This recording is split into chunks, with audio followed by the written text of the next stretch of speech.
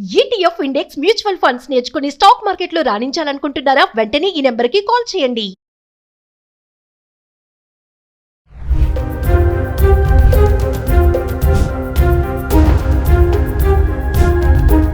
Hi hello నమస్తే, welcome back to Suman TV. ప్రస్తుతం మనతో పాటు ఉన్నారు consumers affairs committee chairman Mandari Krishnareddy గారు. నమస్తే సార్. నమస్తే అమ్మా.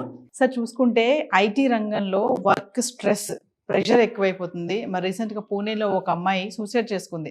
వర్క్ స్ట్రెస్ భరించలేక వీక్ అంతా వర్క్ చేయడం, సాటర్డే సండే మళ్ళీ కొత్త టెక్నాలజీ పైన స్టడీ చేయడం, మండే మళ్ళీ బ్యాక్ టు ఆఫీస్ అనమాట. వాళ్ళకి వర్క్ కూడా 12 hours ఉంటుందంట. అంటే ఐటీ సెక్టార్లో సూసైడ్స్ అనేవి బాగా పెరిగిపోతున్నాయి అనేసి అయితే ఒకటి చూస్తున్నాము. దీని గురించి ఏం చెప్తారు సార్? ఐటీ టెక్నాలజీలు పని గంటలు పెరిగిపోవడానికి, పని దినాలు పెరిగిపోవడానికి ముఖ్యమైన కారణాలు ఏమిటంటే, ఒకటి డ్రాస్టిక్గా ఎక్కువ మందిని తీసేయడం జరుగుతోంది. తీసేసిన వాళ్ళ పనిని ఉన్న వాళ్ళ మీద ప్రెషర్ పెంచడానికి ప్రయత్నం ఫుల్ఫిల్ చేయాలి వాళ్ళు. అందువల్ల ఏమైందంటే పని గంటలు పెంచాల్సి వచ్చింది, పని దినాలు పెంచాల్సి వచ్చింది. రెండోది ఏంటంటే కొత్త టెక్నాలజీ నేర్పాల్సి వస్తుంది వాళ్ళకి. ఇప్పుడు మనకు ఆర్టిఫిషియల్ ఇంటెలిజెన్స్ ఏదైతే ఉందో అది రోజు రోజుకి కొత్త పుంతలు దొక్కుతుంది. రోజు రోజుకి దాంట్లో మార్పులు వస్తూ ఉన్నాయి. ఆ వస్తున్న మార్పులు ఎప్పటికప్పుడు అందిపుచ్చుకోకపోతే ఈ కంపెనీ వెనకబడుతుందనే భయంతో ఉన్నటువంటి ఎంప్లాయీస్కి ఏఐ టెక్నాలజీని నేర్పించేందుకు ప్రయత్నం చేస్తూ ఉన్నాం. ఈ ఏఐ టెక్నాలజీ నేర్పించాలంటే దానికి సాటర్డే సండే మాత్రమే సాధ్యం అవుతుంది. ఎందుకంటే మిగతా రోజుల లోపల రెగ్యులర్ వర్క్ ఉంటుంది. ఆ రెగ్యులర్ వర్క్ కాదని చెప్పి దీన్ని నేర్పడం మొదలు పెడితే రెండింటిని కాంబినేషన్ సరిపోదు. కాబట్టి సాటర్డే సండే ఇంతకుముందు మనకు 5 రోజులు పని విధానం ఉండేది. 5 రోజులు పని చేసి 2 రోజులు స్ట్రెస్ తీసుకోవడం వల్ల ఆ 2 రోజులు కాస్త వాళ్ళు హ్యాపీగా గడిపి ఇవన్నీ మర్చిపోయి మళ్ళీ 5 రోజులు పని చాలా బాగా చేసేందుకు ప్రయత్నం చేస్తారు. ప్రపంచవ్యాప్తంగా కూడా 5 days విధానం ఎక్కువగా ఉంది. ఎక్కువ వెస్టర్న్ కంట్రీస్ నుంచి వచ్చింది ఇది.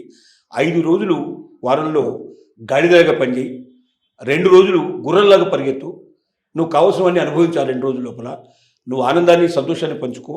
ఆ ఆనందాలు సంతోషాలతోటి నువ్వు ఉల్లాసంగా ఉండి నీ మనసునంతా కూడా ప్రశాంతంగా చేసుకొని అప్పుడు వర్క్ మీద కాన్సన్ట్రేట్ చేస్తే వర్క్ బాగా చేయగలుగుతావు, ఉత్సాహంగా చేయగలుగుతావు అని.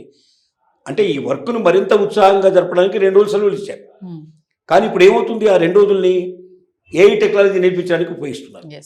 ఒకవేళ అది నేర్చుకోకపోతే మరి మన కంపెనీ వెనకబడిపోతుంది. మన కంపెనీ వెనకబడిపోతే మిగతా కంపెనీలు ముందుకెళ్ళిపోతే మనకు ఆర్డర్స్ రావు. ఆర్డర్స్ రాకపోతే మనం డబ్బు చేసుకోలేము. డబ్బు చేయలేకపోతే మీకు శాలరీస్ ఇవ్వలేము. తర్వాత ఇంకా మరి పూర్తిగా కంపెనీనే మూసేయాల్సిన పరిస్థితి ఏర్పడుతుంది. కాబట్టి ప్రపంచంలో ఉన్న మిగతా కంపెనీలతో పోటీ పడాలంటే ఖచ్చితంగా మన కంపెనీ కూడా కొత్త టెక్నాలజీని అందిపుచ్చుకోవాలి. కొత్త టెక్నాలజీ అందిపుచ్చుకోవడం అంటే ఇప్పుడున్నటువంటి క్లయింట్స్ని మనం వదులుకొని, ఇప్పుడున్న బిజినెస్ వదులుకొని చేయడం కాదు. 5 రోజుల పాటు పని దినాలు పెంచుతున్నాం. ఈ పని దినాలు పెంచి మీకు పని టైంలు కూడా, పని దినాలే కాకుండా పని వేళలు కూడా పెంచుతున్నాం. ఇంతకుముందు 6 గంటలు 8 గంటలు పనిచేసేది ఇప్పుడు 12 గంటలు కూడా పనిచేయాల్సిన పరిస్థితి, 10 గంటల నుంచి 12 గంటలు ప్రయాణం చేయాల్సిన పరిస్థితి ఏర్పడుతుంది. అంటే ఉదయం వెళ్ళిపోయి రాత్రి దాకా దాదాపుగా ఆ పని చేసి వెనక్కి వచ్చి మళ్ళీ రెస్ట్ కూడా తీసుకునే అవకాశం లేదు. కాబట్టి మళ్ళీ పొద్దున్నే మళ్ళీ బయలుదేరి వెళ్ళడం, సాటర్డే సండే కూడా పనిచేయడం వల్ల పిచ్చెక్కిపోయే పరిస్థితి ఏర్పడుతుంది. ఎందుకంటే ఒక వాతావరణానికి అలవాటు పడిపోయి, ఒక లిమిటెడ్ పని వేళలకు అలవాటు పడి, లిమిటెడ్ పని దినాలకు అలవాటు పడి మిగతా 2 రోజులు తమ సొంత పనులు చేసుకోవడానికి పెట్టుకొని కాస్త రిలాక్స్ అవ్వడానికి, కొద్దిగా హ్యాపీగా ఉండడానికి రకరకాలుగా ప్రోగ్రామ్స్ ముందే తయారు చేసుకొని ఉల్లాసంగా జీవితం గడపడానికి అలవాటు పడ్డటువంటి టెక్కి సంబంధించిన అంత టెక్నాలజీ సంబంధించిన పీపుల్ అంతా కూడా ఒక్కసారి వాళ్ళ జీవన గమ్యంలో తేడా రావడం, ముఖ్యంగా అసలు ఉద్యోగం ఉంటుందా పోతుందా అనేటువంటి మానసిక ఒత్తిడి ముందు ప్రారంభమైంది. ఈ మానసిక ఒత్తిడి ఒకవైపు బాధపడుతుండగానే రెండో వైపు ఏంటంటే పని వేళలు పెరిగిపోయినాయి. ఇంకో మూడో వైపు ఏంటంటే పని దినాలు పెరిగిపోయినాయి. ఇట్లా ఇన్ని రకాల ప్రెషర్స్ను తట్టుకోలేక ఈ మధ్య పూణేలో అభిలాష్ అనే ఒక అమ్మాయి, ఆమె 21 years ఏజ్, తండ్రి 21 అంతస్తులోంచి దూకి తను చనిపోవడం జరిగింది, ఆత్మహత్య చేసుకోవడం జరిగింది. అంటే ఈ పని ప్రెషర్ ఒక్కోసారి మానసికంగా ఏం చేస్తుందంటే టోటల్గా పూర్తిగా మనుషులకి దెబ్బతీస్తుంది. మానసికంగా పిచ్చితనం వస్తుంది, ఒక మ్యాడ్నెస్ వచ్చేస్తుంది, డిప్రెషన్లోకి వెళ్ళిపోతారు. ఒక విధానానికి అలవాటుపడ్డ మనుషులు సడన్గా వాళ్ళ విధానాలు మార్చుకోవడం వల్ల మొత్తం టోటల్గా జీవన విధానమే మారిపోయే అవకాశాలు ఉంటాయి. తద్వారా చాలా ఇబ్బందులు వచ్చే అవకాశం ఉంది. కార్ల్ మార్క్స్ అంటే మాక్సిమ్ గోర్కీ అనేటువంటి ఒక రచయిత అమ్మ అనేటువంటి ఒక పుస్తకం రాశాడు, మదర్. చాలా ప్రపంచ ప్రసిద్ధి చెందిన నవల ఇది. ఈ ప్రపంచ ప్రసిద్ధి చెందినటువంటి నవల, అమ్మ నవలలో అతను ఏం చెప్తాడంటే, కార్మికులు పనిచేసేటువంటి వాళ్ళు, వర్కర్స్ ఏం చేస్తారు, అర్ధాకలతోటి వాళ్ళు వెళ్తారు. ఎందుకంటే ముందు పని దొరకడం కన్నా ముందర వాళ్ళు అర్ధాకలే ఉంటుంది, వాళ్ళకి ఆకలి ముట్టుకు తీర్చుకునేటువంటి పరిస్థితులు ఉంటారు. ఎవరైతే పేదవాళ్ళు నిరుపేదలు ఉంటారో వాళ్ళే కఠినమైన పనులు చేసేటువంటి కార్మికులుగా మారుతారు. అంటే బొగ్గు బౌల్లో పనిచేయడం కానీ ఇలాంటివి జరుగుతుంటాయి. వాళ్ళు పేదరికం నుంచి బయటపడడానికి ఎక్కువ డబ్బు సంపాదించాలన్న కోరికతో దాంట్లో చేరతారు. కానీ అప్పటిదాకా అర్ధాకలతో ఉంటారు. ఈ అర్ధాకలతో దాంట్లో జాయిన్ అయినప్పుడు అంత పని చాలా కఠినమైన పని, పొద్దున్న నుంచి రాత్రి దాకా ఆ పని బాగా కఠినమైన పని చేసేసి ఇంటికి వస్తారు.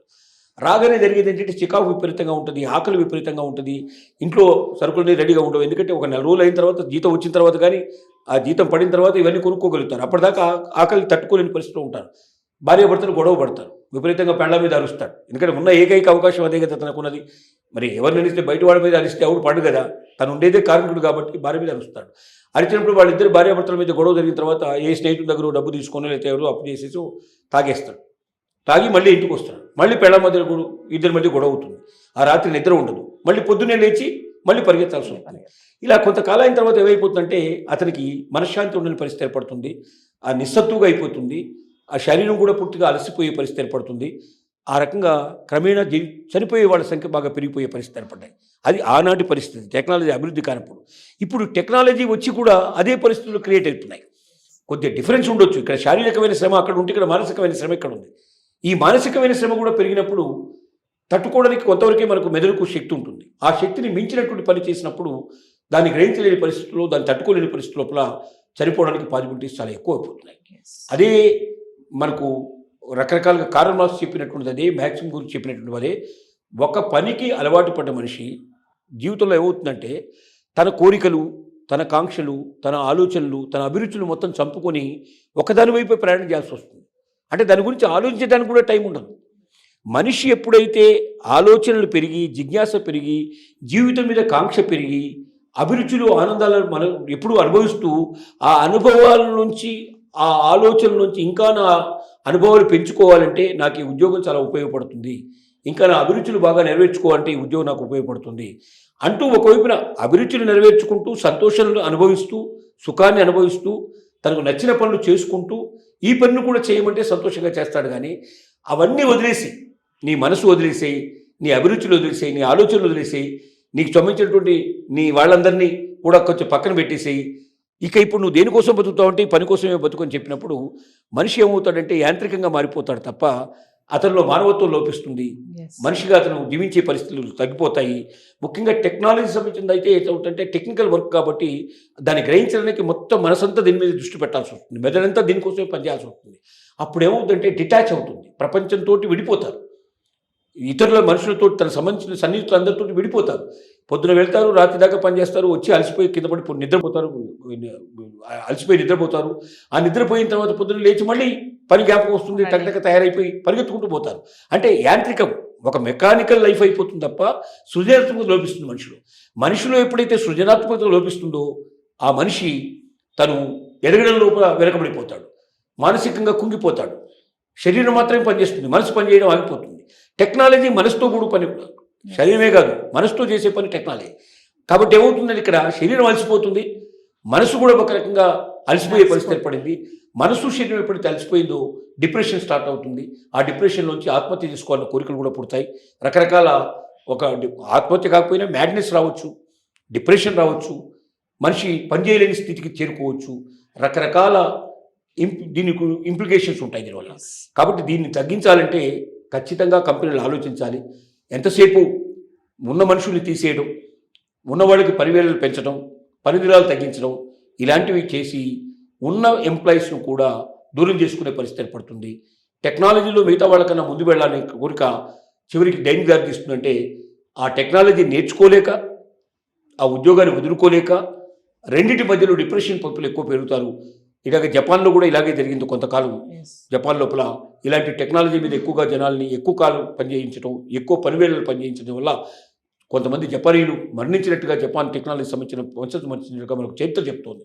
కాబట్టి చరిత్రలంతా దృష్టిలో పెట్టుకొని ఇప్పటికైనా కంపెనీలు కళ్ళు తెరిచి వీలైనంత వరకు వాళ్ళ ఎంప్లాయీస్కి రిక్రియేషన్కు లోటు లేకుండా మానసికంగా వాళ్ళు ఉల్లాసంగా ఉండడానికి ఏమేం చేయగలుగుతారో అన్నీ చేయడానికి ప్రయత్నం చేస్తూనే ఒకవైపున వాళ్ళు ఈ రంగంలో నెగ్గాలి అంటే ముందు తన వాళ్ళని చూసుకోవాలి.